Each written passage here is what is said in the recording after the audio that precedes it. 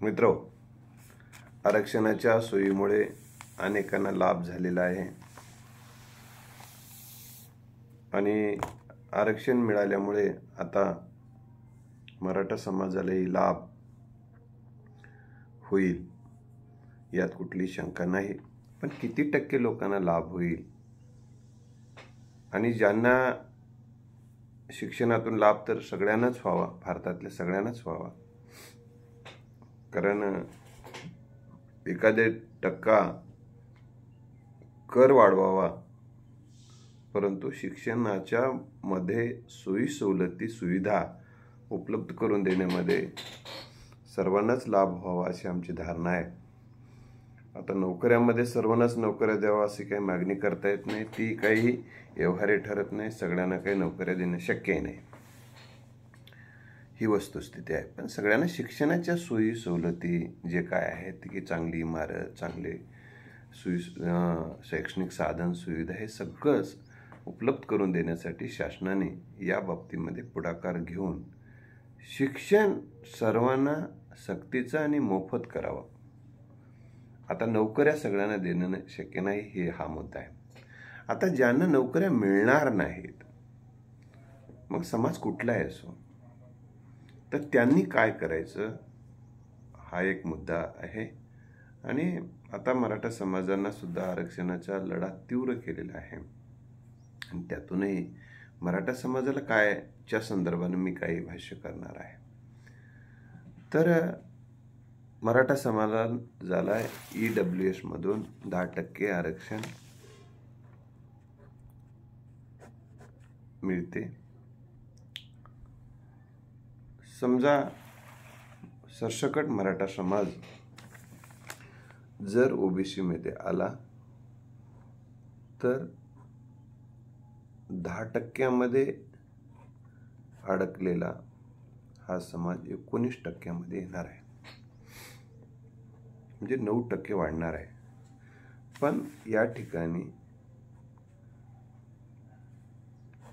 EWS मध्ये जातीची संख्या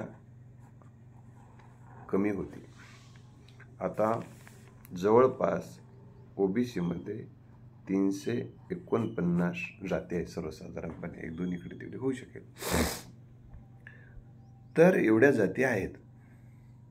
आता एवढ्या जातींसोबत गुणवत्तेची स्पर्धा आहे तिथं, आणि या स्पर्धेत आपण टिकलो तर त्या ठिकाणी जवळपास 50% जरी जागा जरी घेतल्या तर एक जवळपास 10% जास्तीचं थोडंसं 50% पुढे घेतले, एक 10% जागा म्हणजे 100 जागा जर निघाल्या तर इकडून OBC मधून 10 जागा मिळू शकतात। आता बाकीचं मग ओपन मधून जे काही होईल तिकडून सुद्धा अर्ज करून दोन्हीकडूनही लाभ हे आरक्षित प्रवर्गाला मिळतच असतो। तिकडून काय म्हणजे हे एक 10 जागा 100 मध्ये 10 जागा वाढायला मदत झालेली आहे, असाच त्याचा एक अर्थ आपण काढू शकतो। पण सर्व आपल्याला आता बघायचं आहे की ज्यांना त्या पदासाठी जे शिक्षण पाहिजे ते शिक्षण त्यांनी मिळवलं नाही, कारण उच्च शिक्षणातलं जे प्रमाण आहे, पोस्ट ग्रॅज्युएशन असेल किंवा MBBS आहे किंवा इतर ज्या काही नोकऱ्या लागत आहेत त्याच्यातलं उच्च शिक्षणाचं जे प्रमाण आहे, MPSC UPSC सिलेक्शनमध्ये होण्याचं प्रमाण आहे ते अत्यल्प आहे। मग जवळपास या 90% पेक्षा जास्त समाज हा या सगळ्या गोष्टीपासून दूर आहे, स्पर्धेतूनच दूर आहे जवळपास।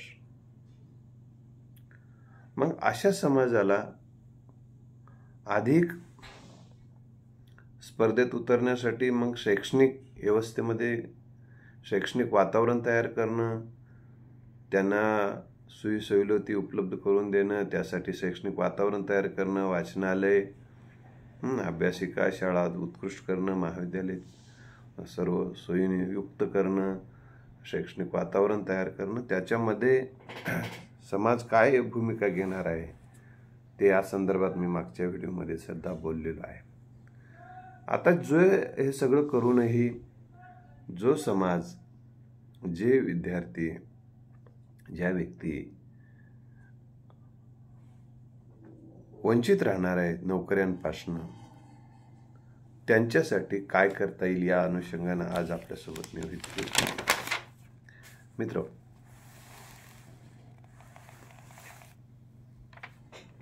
आता आपल्याला बघावं लागणार आहे की उद्योग, व्यापार, व्यवसाय आणि आपल्यामध्ये असलेल्या काही कला कौशल्यांचा उपयोग करून किंवा आपल्यातल्या सुप्त कलागुणांना वाव देऊन त्याचा उपयोग करिअर घडवण्यासाठी काही करता येईल का, या अनुषंगानं आपण विचार करणं, त्याच्यावर फोकस करणं अतिशय गरजेचं आहे. आता पहिल्यांदा मी उद्योग, व्यापार, व्यवसाय या अनुषंगानं आपल्यासमोर काही मुद्दे उपस्थित करणार आहे. कारण आपण सातत्यानं म्हणत असतो की इंग्रज व्यापारी म्हणून आले आणि राज्यकर्ते बनले, म्हणजे व्यापारामध्ये एवढी शक्ती आहे असा त्याचा अर्थ आहे. मग आपण हे किती दिवस सांगायचं, इंग्रज व्यापारी म्हणून आले आणि राज्यकर्ते बनले, मग आपण व्यापारी कधी बनायचं, हा मुख्य मुद्दा आहे. आणि आता जे समाज व्यापारात, उद्योगात, व्यवसायात प्रामुख्याने आहे त्यांची काय परिस्थिती आहे. उद्योग, व्यापार, व्यवसायामध्ये सर्वसाधारणपणे कोमटी समाज, मारवाडी समाज, पारशी समाज, जैन समाज सर्वसाधारणपणे हे जास्त आहेत. तर जे समाज उद्योग, व्यापार, व्यवसायामध्ये आहेत त्यांची आर्थिक परिस्थिती चांगली दिसते, हे आपण लक्षात घेतलं पाहिजे. मग आता मराठा समाज उद्योग, व्यापार आणि व्यवसायामध्ये फारसा प्रगतशील नाही. आता व्यवसाय म्हटलं तर शेतीला जर तुम्ही व्यवसाय म्हटलं तर शेतीकडे व्यवसाय म्हणून कोणी पाहते नाही. ते एक परंपरेनं आपली काळी माय आहे, तिची सेवा केली पाहिजे, तिला कुठं पडीत ठेवा, चार दाणे आले तर आले, गेले तर गेले, पण काळ्या मायला कसं पडीत ठेवून द्यावा म्हणून खाण्यापुरतं का होईना होते, खायापुरती ज्वारी होते, काही मूग डाळ होते थोडी त्याला वरणाला, आणि कपड्याला त्यापुरता, आणि कपड्याला त्यापुरता कापूस होते, म्हणून शेती करणाऱ्या समाजाची संख्या खूप आहे. आणि त्याच्यामध्ये आरोग्याचा विषय आला, लग्नात हुंडा द्यावा लागला लेकराला, की मग तो शेतकरी कोलमडत आहे आणि त्याला आत्महत्या करायची वेळ येत आहे. ही एकंदरीत शेतकरी मराठा कुणबीची सर्वसाधारण परिस्थिती आहे. आता गरीब आहे परिस्थिती, गरीब परिस्थिती आहे. मग आम्ही कोणता उद्योग करावा, कोणता व्यापार करावा, कोणता व्यवसाय करावा, असा एक प्रश्न उपस्थित केला जातो. कारण सर्वसाधारणपणे आता यातला काय उत्तर द्यायचं प्रश्न उपस्थित केला जातो. कारण प्रश्न विचारण्याची संख्या ही कुठल्याही समाजामध्ये जास्त असते. प्रश्न विचारणाऱ्यांची संख्या कुठल्याही समाजात जास्त असते आणि उत्तर देण्याची संख्या कुठेही कमी असते. आणि उत्तर देणं, बोलून उत्तर देणं, त्यातली अजून संख्या, उत्तर देणाऱ्यांची संख्या कमी आहे आणि त्यातली बोलून उत्तर देणाऱ्यांची संख्या, त्यातल्या त्यात कृतीनं उत्तर देणाऱ्यांची संख्या अजून कमी आहे. ही वस्तुस्थिती आपण लक्षात ठेवली पाहिजे. मग आता ज्या समाजामध्ये उत्तर देणारी व्यवस्था जास्त आहे, उत्तर निर्माण करणारी व्यवस्था जास्त आहे तो समाज प्रगत होत असतो. मग आता आपल्याला या प्रश्नाला उत्तर काय द्यायचं की आर्थिक परिस्थिती फारशी चांगली नसताना उद्योग व्यापार व्यवसाय कसा करावा, तर ही मानसिकता कशी घडवायची, तर आपण लक्षात ठेवलं पाहिजे ज्यांच्याकडं पैसे नव्हते, जे गरीब होते, अशा माणसांनी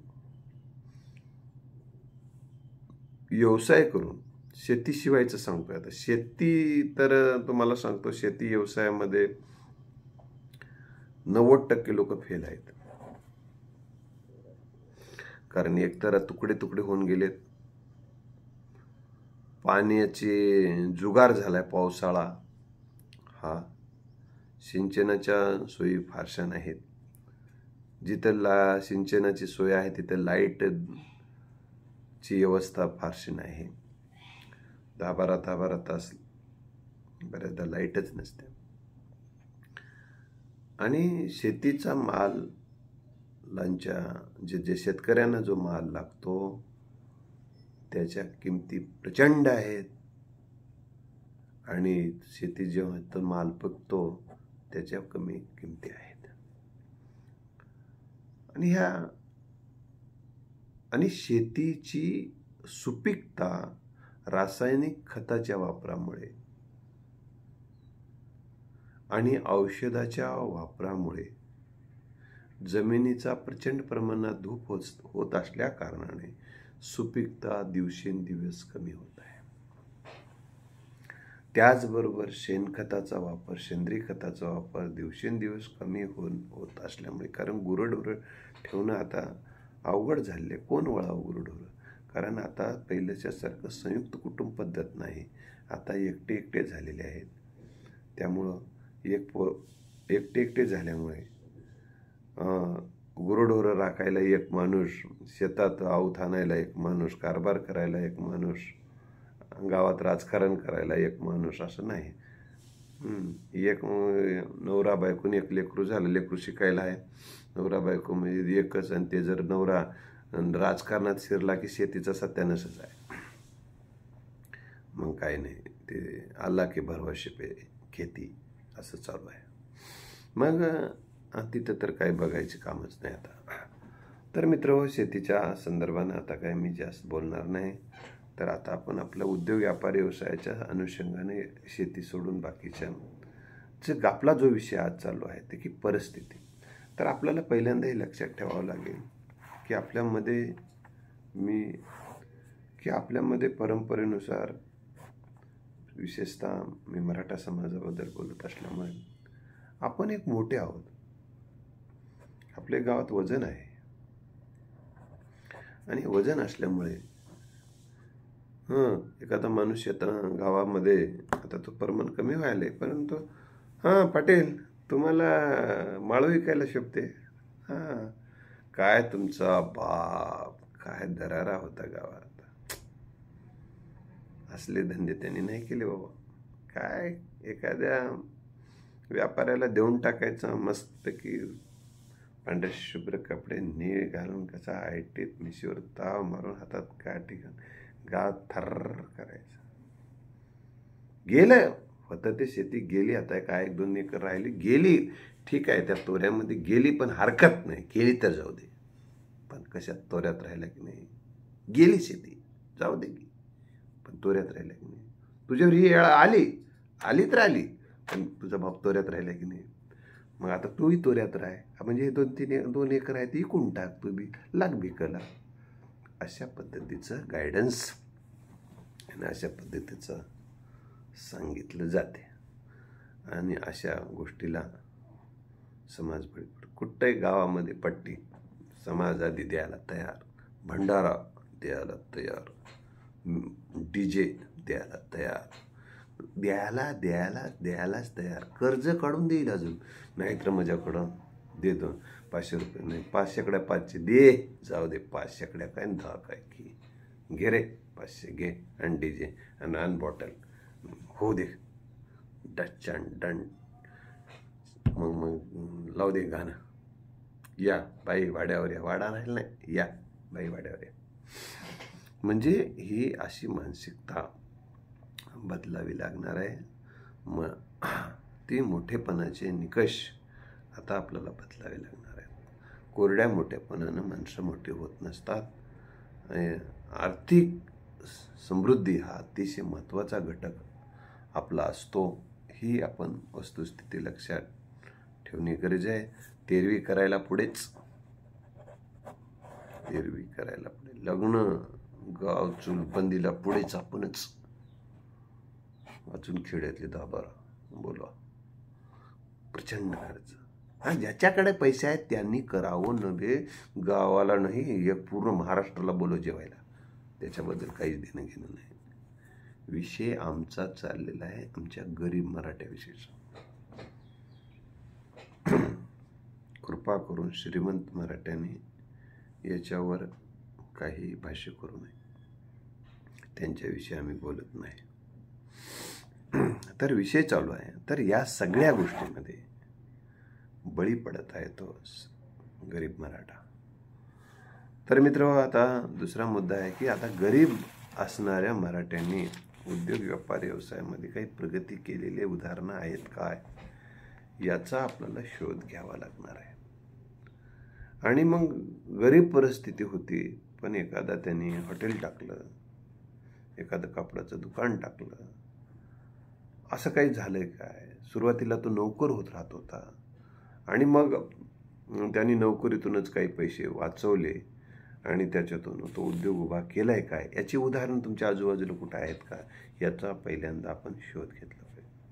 असतील तर तुम्ही पण सांगा की बाबा हे अशा परिस्थितीतून, अतिशय परिस्थिती प्रतिकूल होती, पण हा व्यवसाय करून ही माणसं श्रीमंत झालेली आहेत.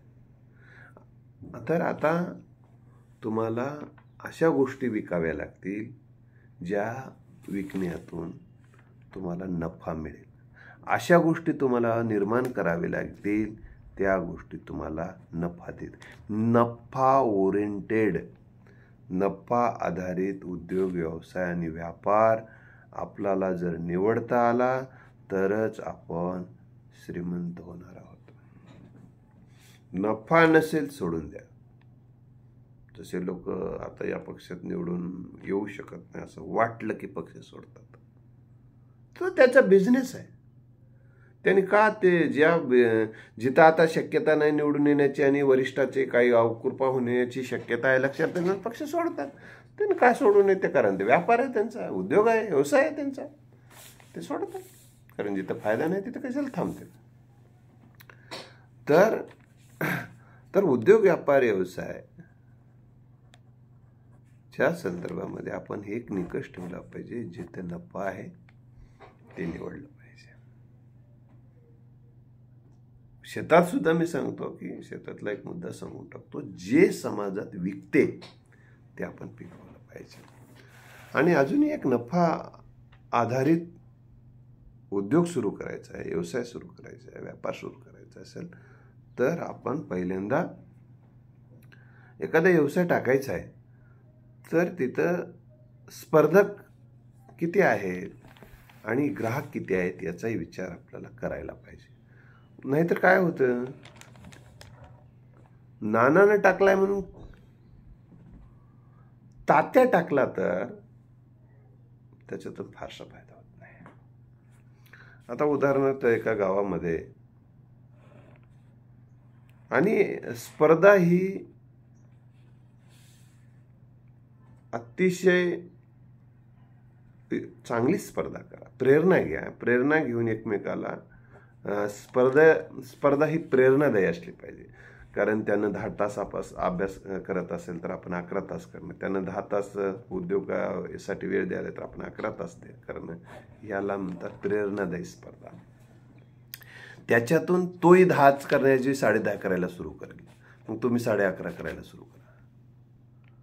म्हणजे ह्याला प्रेरणादायी स्पर्धा म्हणतात. दोघे संपून जात असेल अशी प्रेरणा करून तर ते गळे काटू स्पर्धा आणि ती आत्मघातकी स्पर्धा म्हणतात त्याला. आहे आत्मघातकी स्पर्धेमुळे सुद्धा अनेक माणसं मागे येतात. तर आता मी तुम्हाला सांगत होतो, एका गावामध्ये एकाने पिठाची गिरणी टाकली. एकाने पिठाची गिरणी टाकली. तो एका पार्टीचा होता. ग्रामपंचायतमध्ये पार्टी होती, ती ग्रामपंचायतची पार्टी. पिठाची गिरणी टाकली. दुसऱ्यानं म्हणला, त्या पार्टीचा आहे, पिठाची गिरणी टाकली, आपणही टाकू. एकाला केलं उभा, काढलं कर्ज काहीतरी करून, याने टाकलं पिठाची गिरणी. आता स्पर्धा सुरू झाली. आता मग त्यानं भाव कमी करण्याची स्पर्धा लागली. भाव कमी, त्याने 1 रुपया कमी केला की याने 1.5 रुपया कमी करू लागला. शेवटी फुकटवर आले दोघे.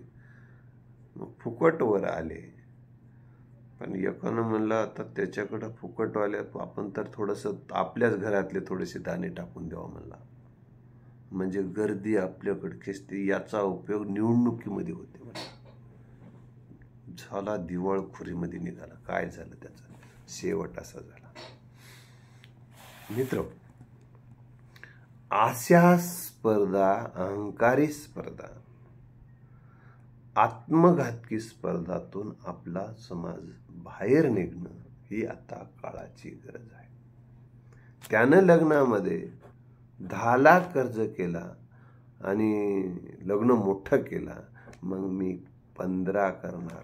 त्यानं 2 ऐकलं तर मी 3 ऐकणार. अशी स्पर्धेतून समाजाला बाहेर काढणं अतिशय गरजेचं झालं. मी हे सगळं बोलत आहे, कोणीतरी हे काही पॉप्युलर होणार नाही माझं बोलणं, मला याची जाणीव आहे.